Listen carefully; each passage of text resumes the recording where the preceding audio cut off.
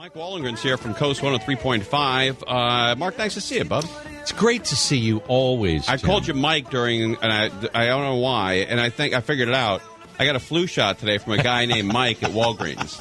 You got it today? We got the free one here. What do you? No, I don't trust the free ones. Yeah. You get what you pay for with the flu shot. So you think you're getting a... Yeah, by the way, the flu shot, when you get it here at iHeartRadio, they use a bunch of the serum, but just one syringe for everybody. Well, so you get poked in. They do 115 people, and they use the same syringe. Well, I don't like that. I don't like that, too. I don't get up. I'm not going to get off on that. So I'm going to Mike. Good for you. All right. All right, so what do you say, what do you know with Tom Petty? I mean, you're the Tom Petty guy. You look like Tom Petty. Well, thank you very much. I just in his early days. Right. Right. I've got a tall, slender...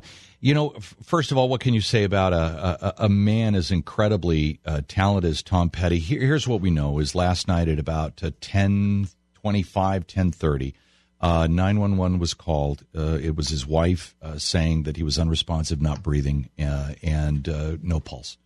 And he's at his Malibu home? This was, I think so, yes, at his Malibu home, because he did used to live over on the other side on the valley. But right. Yeah, this is well, I used to know where he lived because we used to get drunk in that neighborhood. Oh, is that and right? Drive up to his house, right, hoping that he would come home from a party, and we'd just be outside of his house off of Havenhurst. So you're the reason he moved.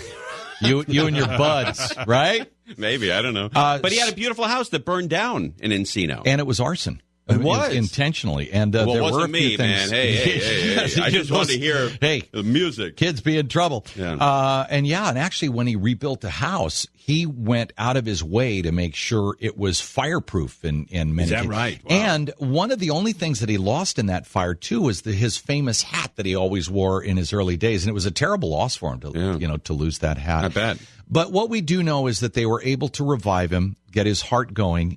He was taken to UCLA Hospital in Santa Monica. Right.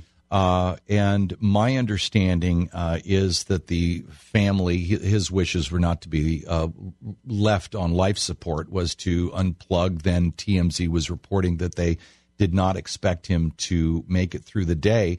However, there were news outlets, including CBS and even Rolling Stone magazine, that were reporting that he had actually passed away. I read it 3 times on 3 different websites that he died. Yeah, and his daughter, who I think is about 30 years old, she released a statement, just a blistering attack on Rolling Stone magazine about that post. And it's full of words that I can't use, but she basically said, Rolling Stone, my dad is not dead, but your blanking magazine is. Your slime blank has been a piece of blank, tabloid. You put the worst artists on your covers. You do zero research. How dare you report that my father has died? That's unreal. Just to, get a little press. Yeah. Well, that also is, the daughter-father relationship is very, very tight.